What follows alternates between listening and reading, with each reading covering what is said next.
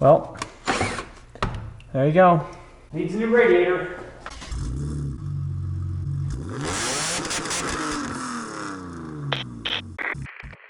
Hey everybody, welcome back to Tenza Motorsports, and welcome back to another episode of breaking the 36 faster than I can actually fix it. Today, I just kind of want to go over a couple things, just do an update, and then I wanted to show how I'm going to be fixing the radiator and then what I'm going to be doing about oil. So I haven't really talked about it too much on the channel because it hasn't affected me, but this whole lockdown that's going on right now, and by the time you guys watch this video, it's going to be so far over, hopefully. Obviously I can't tell the future, but I'm recording this at the time my state is starting to open back up, just as a reference point of how long it is between when I record the videos to when I post them.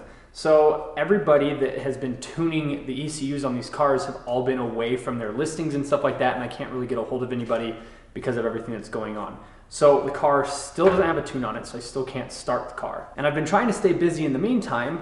We built this heat shield here and did headlights and all sorts of other fun stuff to try to stay busy while we were waiting the couple weeks, which turned into a couple months. So what we're gonna be doing today is fixing something I broke and then going over and talking about some of these other items. I broke the drain bolt on the bottom of the radiator. Now, those who know BMW really well would know that the OEM radiators have plastic end caps, and unfortunately on the bottom of the end cap, the screw that is the drain plug for the radiator is plastic as well. And I put the wrench underneath there to loosen it up, get all the coolant out so that I could do the thermostat housing gasket, which was really kind of dumb of me because the thermostat housing gasket can be done by just undoing the two bolts, pulling the thermostat down, leaning it back, pulling the gasket out, and then when you're done with it, you just kind of top it off because that thermostat is up high enough that you're not really putting any bubbles in the radiator system. So I didn't actually need to take that drain bolt out, but I put a socket on it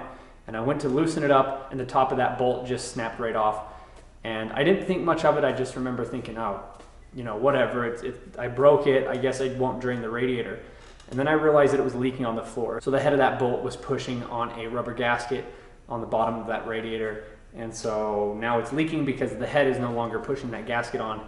And I really would rather not find out what that does under pressure. So I would like to get that fixed. The other thing I want to go over is we're going to be doing an oil change. Now I was going to do a different oil, but I keep getting requests to do some more Royal Purple and everybody says try HPS. I had to special order this, but it was no more expensive than just the standard Royal Purple. And I just told the auto parts store that I wanted this and then it was in the next day. So not a big deal. These are always in stock. So again, not a big deal. Now I do want to do another cleaning test on this engine. I got a lot of comments saying, oh, you're faking it, blah, blah, blah, blah. But guys, I have no reason to fake any of this stuff. To be completely honest with everybody, I could actually care less, to be frank about it. I do think it's cool that it does that, but if it didn't do that, I don't see how much different your engine would run, whether it's super clean on the inside or dirty. I know there is some performance benefits to that, but not enough for you to really notice. If you sat in one car and it was really clean, you sat in another car and it was dirty like the inside of this one is, you would never ever be able to tell the difference between the two. So this engine's actually pretty clean, but up by the Vano system, this has a single Vano system, up in the front of the engine on the head, it was quite dirty, just underneath the valve cover. So I'm gonna use HPS, which is SN+, and what this will do is, I'm assuming that it will clean out the engine in the same fashion that the standard Royal Purple did to my E36. I'll have the videos to that testing in the description below, but I want to try out this HPS. I've heard it was really good stuff, and I heard one of the bigger selling points is that it has like a higher zinc content to it. So this stuff's supposed to be really good, so I'd like to try it out. But other than that, not too much is going on with the car. I did want to order some parts, but for some reason there's things on this car that are kind of expensive. And I'm normally very defensive when it comes to people saying BMWs are expensive because they're flat out, they're just not. Especially if you do the work yourself, they're the same price, if not maybe even a little bit cheaper than some of these other vehicles. But this car's got a couple pieces on it that are just kind of weird. Like this upper intake boot, normally on the 46, they cost like $12. The ones from BMW are like $25. And this one from BMW is $60. And then some of the cheaper ones were like 20. So it's a little bit weird. Obviously, you know, $20 isn't gonna kill us to replace that, but it was a little bit weird that that was so much more than I thought it was gonna be. And then the thermostat housing gasket is kind of the same thing. my E36 $2 or $3, and for this cart was like $7 or $8. Now that is through the auto parts store, and they're probably buying OEM BMW parts. They're probably just ordering it from BMW, but if you go online, you can find them for cheaper, obviously. So I just thought it was kind of weird that those two parts there, that I was expecting to walk in there and be out with $22 in parts in my hands, but they told me it was going to be almost $70 and a 2-week wait. It's not a big deal. I'll just go and order them online. So I would like to show everybody how I'm going to get that screw out of the bottom, and then I would like to do an oil change on this car real quick. We'll wrap this thing up, and hopefully we'll be able to get the ECU sent out, because it looks like everything is lifting at this point.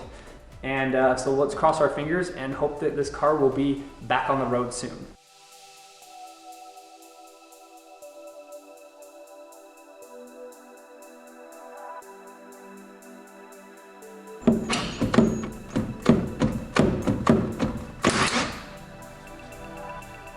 Well, there you go. Needs a new radiator.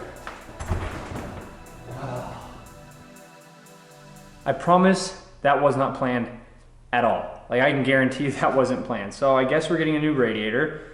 I was trying to get that bolt out, and the extractor kit that I was using, instead of twisting the actual screw threads itself and pulling out, it pulled the drill into the radiator and pushed through that plastic end cap. Not super happy about it, obviously. By the way this radiator looks, it's pretty old, so we were probably gonna end up with problems with it anyways. These radiators, even though they have plastic end caps and a lot of people complain about them, they can last well over 100,000 miles. So these at 60, 70, 80 bucks need to be replaced maybe 3 times in a car's lifespan. So it's not terrible, it's mostly an inconvenience. So what'll happen is somebody will break their radiator and it was like they need to go to work or something like that, and they get all mad at BMW.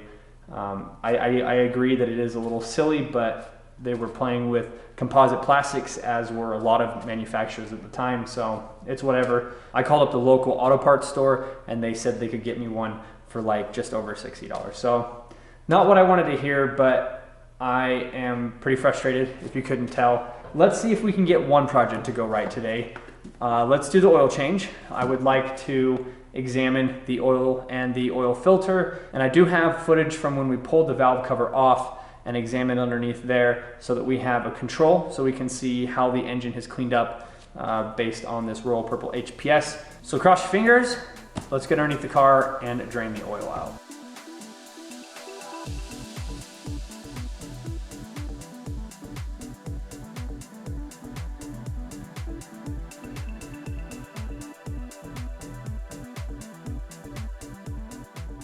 All right, so far this is going pretty smooth.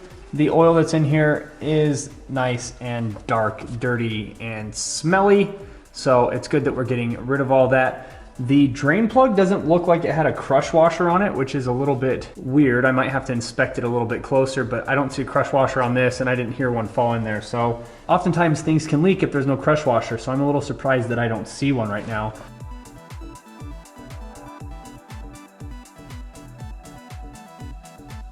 Well, the oil filter isn't as dark as I thought it was gonna be.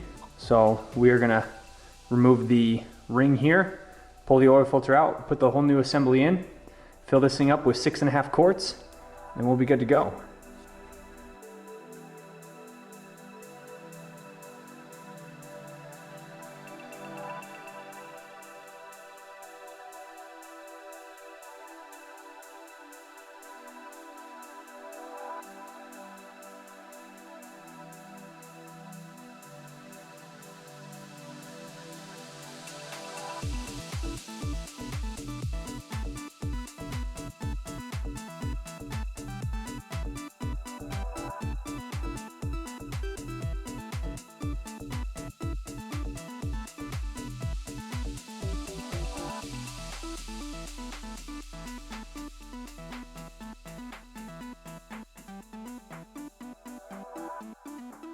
Well, there you go.